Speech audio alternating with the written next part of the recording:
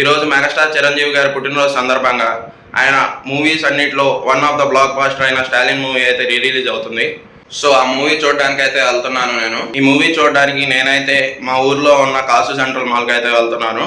So ఇంకా హాల్కి వెళ్ళడం అయితే స్టార్ట్ చేస్తున్నాను. సో ఇంటి దగ్గర నుంచి స్టార్ట్ అయ్యి కాసు సెంట్రల్ మాల్కి అయితే వచ్చేసాను. దీని ఫుల్ వీడియో కావాలంటే లింక్ డిస్క్రిప్షన్లో ప్రొవైడ్ చేస్తాను, ఒకసారి చెక్ చేయండి. మూవీకి టికెట్ అయితే కొనేసాను. ప్రైస్ వచ్చేసి 150 రూపీస్ అనమాట. టికెట్ తీసుకొని హాల్లోకి అయితే వెళ్తున్నాను అనమాట. సో మన మల్టీప్లెక్స్ వచ్చేసి సెకండ్ ఫ్లోర్ అనమాట. మార్నింగ్ 11:30 షోకి అయితే వెళ్ళాను. అండ్ ఇక్కడ స్టాలిన్ మూవీ వచ్చేసి ఫస్ట్ స్క్రీన్లో ప్లే చేస్తున్నారు.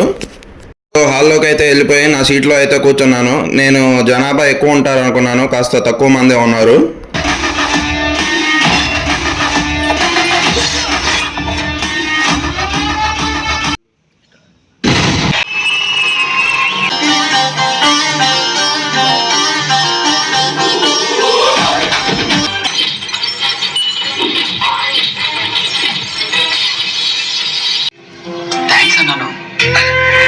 నాకు థ్యాంక్స్ అక్కర్లేదు.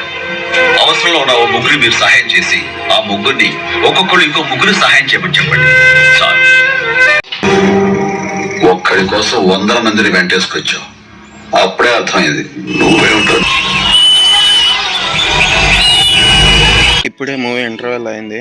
I prefer black. నచ్చిన సినిమా బ్లాక్.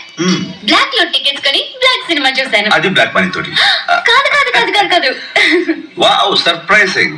ఇప్పుడే అర్థమైంది. మీ వాళ్ళతో మాట్లాడి మీ పెళ్లి జరిపిస్తాను. అమ్మా చెప్పండి. ఇది నీకు ఎవరు చెప్పారు? మా వీధిలో ఇస్త్రీ చేసే అతను నాకు చెప్పాడు. బతుకులో ఉన్న మీ తమ్ముడు తీసుకొచ్చింది ఆటో. ఆ ఆటో నాకు అలా వచ్చిందేనమ్మా.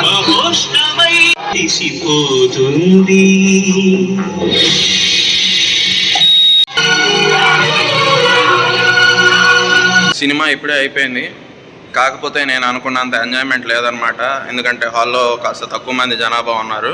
ఓవరాల్ మూవీ చూసి వచ్చాక నా ఎక్స్పీరియన్స్ ఏంటంటే అంతకుముందు చూసినప్పుడు ఎలా అనిపించిందో ఇప్పుడు కూడా అదే ఫీలింగు, ఏమీ చేంజ్ లేదు.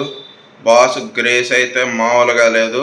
ఇప్పటికంటే అప్పుడు బాస్ గ్రేస్ అయితే మామూలుగా లేదు. ఆ డ్యాన్స్ మూవ్స్ కానీ, ఆ ఎక్స్ప్రెషన్స్ కానీ, ఆ డైలాగ్ డెలివరీ కానీ అన్నీ సూపర్ అనమాట. దానికి తోడు మణిశర్మ గారి బీజిఎం చంపేశాడు, మామూలుగా లేదు. సీన్ హైలైట్ అయిన సీన్ ప్రతి దగ్గర బీజిఎంతో ఒక లెవెల్కి తీసుకెళ్ళాడు అనమాట.